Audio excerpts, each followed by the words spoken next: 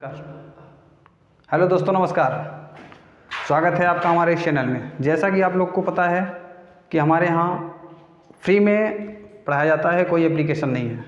हम लोगों ने पिछली कक्षाओं में आप-बाऊ का नियम पढ़ लिया था, बोरबरी का नियम पढ़ लिया था, यानी कि जितनी भी पिछली कक्षाएं थी, जिन लोगों को छूट गया है वो पिछली कक्षाओं में जाके उसको देख लेंगे। आज हम लोग बात करेंगे संयोजकता की और यौगिक कैसे बनते हैं, संयोजकता का क्या महत्व है, इस चीज़ को ध्यान में रखते हुए हम लोग आगे चलेंगे।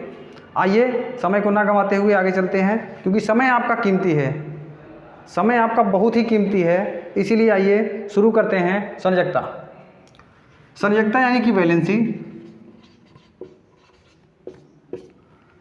वैलेंसी क्या होती है? अगर वैलेंसी के बारे में कोई पूछे तो तत्वों की जो वैलेंसियाँ होती हैं, सिंपल सी भाषा में बात करें तो किसी भी परमाणु के बाह्यतम कक्षक में उपस्थित इलेक्ट्रॉन की संख्या, किसी भी कक्षक के किसी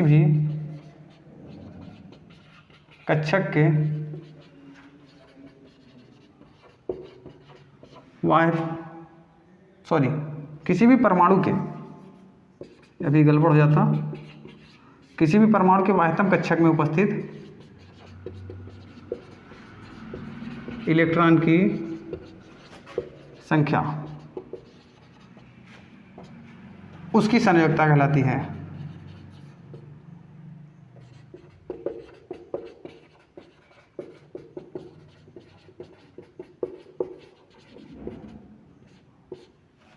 यहां पे आपको समझना है कि जो बाहरी कक्षक है,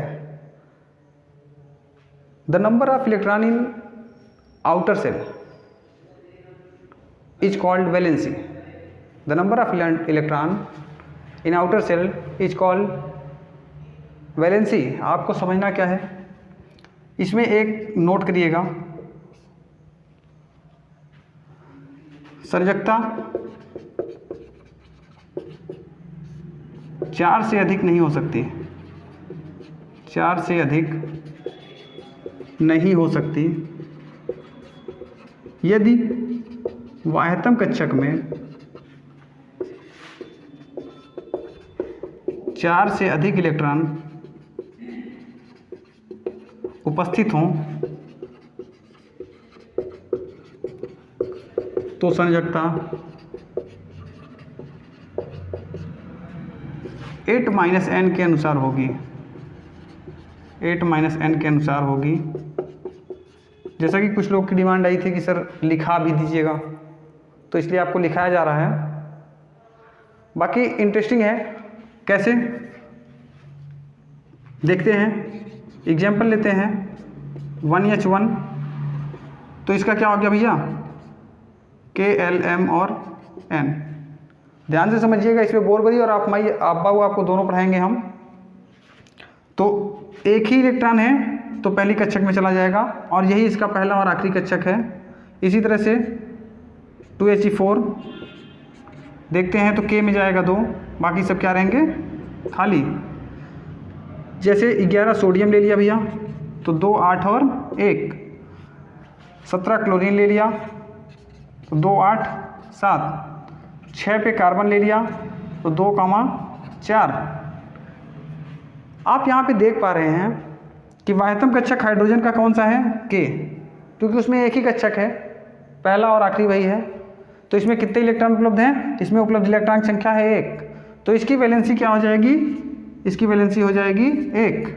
इसी तरह से हीलियम का देखते हैं तो इसका भी एक ही कक्षक है और इसकी वैलेंसी हो जाएगी 2। सोडियम का देखते हैं तो इसमें K कक्षक है, L कक्षक है और M कक्षक है। सबसे भारी कक्षक कौन सा है, M, और उसमें इलेक्ट्रॉन उपस्थित है 1, तो इसकी वैलेंसी हो जाएगी 1। इसी तरह से हम इसका देखते हैं कार्बन का, तो कार्बन की है 2, 4, K में 2 और L में 4। L इसका जो है बाह्यतम कक्षक है, तो बाह्यतम कक्षक में 4 इलेक्ट्रॉन, तो इसकी वैलेंसी हो गई 4। ठीक है। लेकिन अगर हम यहाँ पे देखें 17 क्लोरीन पे, तो 2 है, 8 है और 7 है। बाह्यतम कक्षक में उपस्थित इलेक्ट्रॉन की संख्या 7 है, अर्थात 4 से अधिक है। अगर ये 4 से अधिक है तो हम क्या करेंगे, 8 - 7 = 1। इसकी वैलेंसी क्या हो जाएगी, 1 हो जाएगी। उम्मीद करता हूँ आपको समझ में आ गया होगा। उम्मीद करता हूँ आपको समझ में आ गया। चलिए जल्दी से नोट डाउन कर लीजिएगा, आगे चलते हैं। आगे चलते हैं, और भी उदाहरण देखा जाता है।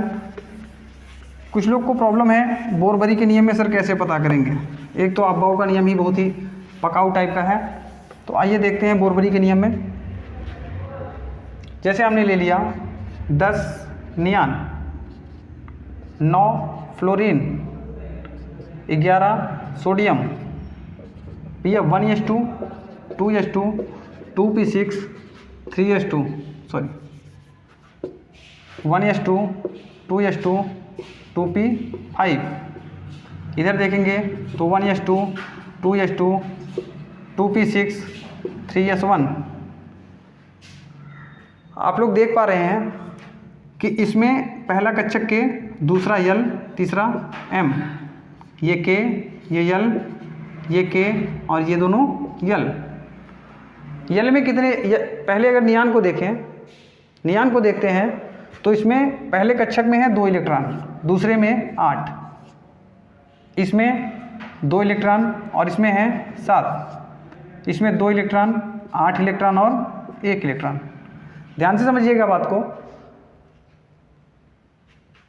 जो ये आवर्त दिखा रहा है, पहला आवर्त केवल 1 है तो ये k हो गया। दूसरे आवर्त के जितने भी मिलेंगे आपको सबको ऐड करना पड़ेगा। तो 2 और 6 कितने हो गए? 8, 2 k में और 2 5 7, 2 2 6 8 1। ओके, तो इसकी हो जाएगी भैया 1, यही वैलेंसी हो जाएगी।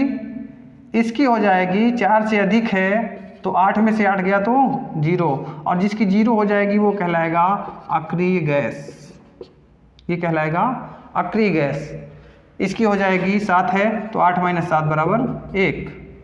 उम्मीद करता हूँ इतनी बात समझ में आ गई होगी। आइए देखते हैं कि यौगिक बनते कैसे हैं। यौगिकों का बनना भी अत्यंत महत्वपूर्ण है। जो वैलेंसी है उसी से हमारे यौगिक बनते हैं, इस बात को आपको समझना होगा। जैसे हम जल बनाते हैं तो जल कैसे बना होगा, कार्बन डाइऑक्साइड कैसे बना होगा, मीथेन कैसे बनी होगी। बहुत ही सिंपल है और बहुत ही सरल है, आपको देखना है। आइए देखते हैं, बना के देखते हैं। जैसे कि एक सिंपल सी बात मैं आपको बताऊं, जो ये तामझाम है ना, ये जो तामझाम है, अगर आप चाहते हैं कि डायरेक्टली सर मुझे सिखाई दीजिए, एक बच्चा कल कह रहा था कि सर कुछ ऐसा जुगाड़ बता दीजिए कि मुझे तुरंत पता चल जाए, तो भैया तुरंत पता चल जाएगी। तुरंत कैसे पता चल जाएगी? मेरा एक जुगाड़ है। मैं क्या करता हूँ, यहाँ पे हाइड्रोजन लिखो, यहाँ पे हीलियम लिखो, फिर लिथियम लिखो, फिर बेरिलियम लिखो, फिर बोरान लिखो, फिर carbon, nitrogen, oxygen, fluorine, neon, sodium, magnesium, aluminium, silicon. ठीक है, लिख लिया। अब एक बात समझो, 2 नंबर वाले को गोला मारो, क्योंकि पहली कक्षा में कितने इलेक्ट्रॉन होते हैं? 2 इलेक्ट्रॉन होते हैं। फिर कितने कितने का गैप होता है? 8 का गैप होता है। तो 8 का गैप करके इसको गोला मारो। ठीक है, क्या यहाँ पे दिख रहा है? क्या ये सिलिकॉन दिख रहा है? थोड़ा सा बताइएगा कहाँ तक दिख रहा है? यहाँ तक दिख रहा है? इसके आगे लिख दिया sodium, magnesium, aluminium, silicon, phosphorus, sulphur, chlorine, argon, potassium, calcium. फिर इसमें नियान में 8 जोड़िए तो कहाँ पे आएगा? आर्गन पे आ जाएगा। ये इसके नीचे लिखना है आपको, ये आपको इसके नीचे लिखना है। अब देखिए मैं क्या कह रहा हूँ कि पहले के जो डॉन टाइप के लोग होते थे ना, यानी कि जिनको हम लोग क्या कहते थे, डाकू, उनको पढ़े लिखे तो थे नहीं, उनको आती थी गिनती 1 2 3 4, धड़ाम से मारे निकल लिए, जिस रास्ते से आए थे उसी रास्ते से भाग लिए। बस उन्हीं का रूल फॉलो कर लो। यहाँ पे लिखो 1, फिर 2, फिर 3, फिर 4, गोली चली तो भगे, वापस लौट गए। यहाँ पे देखो 1 2 3 4 3 2 1, फिर 1 2। मुझे लगता है ये तो बिल्कुल आसान होगा।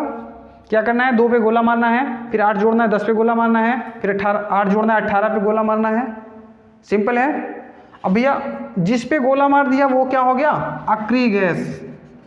क्या हो गई? अक्रिय गैस। ये हो गई हमारी अक्रिय गैस, ये हो गई अक्रिय गैस, ये हो गई अक्रिय गैस। इतनी बात समझ में आ गई? इनकी वैलेंसी 0, क्योंकि इनके वायतम कक्षक में 8 इलेक्ट्रॉन। अब जिसके सामने जो तुमने लिखा है ना भाई, वही तो हो गई वैलेंसी। लिथियम की वैलेंसी 1, बोरान की 3, नाइट्रोजन की 3, फ्लोरीन की 1, ऑक्सीजन की 2, बन तो गई ना। सिलिकॉन की पूछेगा 4, सर एल्यूमिनियम की 3, सोडियम की 1, सल्फर की 2, पोटेशियम की 1। कुछ करना ही नहीं था। Hydrogen, helium, lithium, beryllium, boron, carbon, nitrogen, फ्लोरीनियम लिखते जाओ। 2 पे गोला मारा, 8 जोड़ा 10 पे गोला मारा, फिर 8 जोड़ा 18 पे गोला मार दिया। जिस पे गोला मारा वो आखिरी गैस। सर 1 2 3 4 लिखा, 3 2 1 लिखा, 1 2 3 4 लिखा, 3 2 1 लिखा, काम खत्म। जिसके सामने जो मिल गई वो उसकी वैलेंसी हो गई। अब वैलेंसी से हम यौगिक कैसे बनाते हैं भाई? यौगिक के लिए क्या पढ़ा है? निश्चित अनुपात में, निश्चित अनुपात होना चाहिए उनका। 2 या 2 से अधिक पदार्थों या तत्वों को निश्चित अनुपात में मिला दो, बन जाएगा यौगिक। पल्ले पड़ गई बात। देखिए कहानी कुछ क्या है, कहानी कुछ सिंपल सी है, कोई बहुत बड़ी कहानी नहीं है। 2 या 2 से अधिक तत्वों को निश्चित अनुपात में मिलाओगे तो यौगिक बनेगा, और 2 या 2 से अधिक तत्वों को अनिश्चित अनुपात में मिला दिया तो मिश्रण बनेगा। तो हमने निश्चित अनुपात में मिलाया, जैसे हमने हाइड्रोजन और ऑक्सीजन का पूछ लिया आपसे, ध्यान दीजिएगा थोड़ा सा। हाइड्रोजन और ऑक्सीजन क्या बनाएंगे? सर नहीं पता मुझको। भैया एक बात बताओ, अगर तुम मेरे सामने खड़े हो, मैं तुम्हारे सामने खड़ा हूँ और मैं दाहिने हाथ से तुमको 1 घंटा मारूँ तो तुम्हारे किस तरफ लगेगा? तुम्हारे लगेगा बाईं तरफ। और मैं बाएं हाथ से मारूंगा तो तुम्हारे लगेगा दाहिनी तरफ। इतनी सी बात समझ में आ गई? तो क्या करना है कि अपना ही वैलेंसी उसको दे दो, उसकी वैलेंसी खुद ले लो, पलटी कर लो भाई, दाहिने को बायां, बाएं को दाहिना कर दो वैलेंसी में। सिंपल सी बात क्या है कि अपनी वैलेंसी दूसरे को दे दो, दूसरी की वैलेंसी खुद ले लो। आइए देखते हैं हाइड्रोजन की वैलेंसी कितनी है भैया? हाइड्रोजन की वैलेंसी है 1, इसको दे दो। ऑक्सीजन की वैलेंसी यहाँ देखिए कितनी है? 2, इसको दे दो। देखो बेटा बन गया ना H2O। कितना सिंपल सा था, कितना सिंपल सा था। कार्बन और ऑक्सीजन के मध्य बना दो। चलो कार्बन और हाइड्रोजन के मध्य बनाओ। सर कार्बन की कितनी है? कार्बन की है सर 4, इसको दे दिया। हाइड्रोजन कितनी है सर? 1, इसको दे दिया। कार्बन ऑक्सीजन का बना दो, कार्बन और ऑक्सीजन का बनाओ। कार्बन की होती है 4, ऑक्सीजन की होती है 2। गणित पढ़ा था सर, अगर 2 कॉमन फैक्टर लेंगे, 2 एकम 2, 2 दूनी 4, क्या बन गई? CO2, कार्बन डाइऑक्साइड बन गई ना भैया, जल बन गया ना, मेथेन बन गया ना। देखिए मैग्नीशियम और ऑक्सीजन के बीच बना दीजिए, मैग्नीशियम और ऑक्सीजन के बीच बना दीजिए। मैग्नीशियम की यहाँ पे देखिए कितनी है? मैग्नीशियम की है 2, इसको दे दो। ऑक्सीजन की कितनी है? ऑक्सीजन की है 2, इसको दे दो। देखो 2 कट जाएगा, क्या बन जाएगा? Mg, magnesium oxide. एल्यूमिनियम के साथ क्रिया कर लो भाई, एल्यूमिनियम के साथ क्रिया करो। एलियम के ऑक्सीजन के साथ क्रिया करवा देते हैं। एल्यूमिनियम का 3, इसको दे दो। वहाँ पे देख लो ऑक्सीजन की 2, इसको दे दो। Al2O3, एल्यूमिनियम ऑक्साइड बन गया क्या? चलिए और प्रैक्टिस कर लेते हैं। सिलिकॉन की ऑक्सीजन के साथ करा दो। सिलिकॉन की वैलेंसी कितनी है भाई? वहाँ पे देख के बताओ। सिलिकॉन की वैलेंसी है सर 4, इसको दे दिया। ऑक्सीजन की वैलेंसी है सर 2, इसको दे दिया। अदला बदली कर दी, सर 2 एकम 2, 2 दूनी 4, SiO2 बन गया, सिलिका ऑक्साइड, सिलिका ऑक्साइड बन गया। सिंपल सी बात थी। मुझे उम्मीद है कि आप लोग को समझ में आ गया होगा, उम्मीद है आप लोग को समझ में आ गया होगा। 1 2 और कहिए तो बना दें, जैसे कि एल्यूमिनियम का क्लोरीन से करा दीजिए।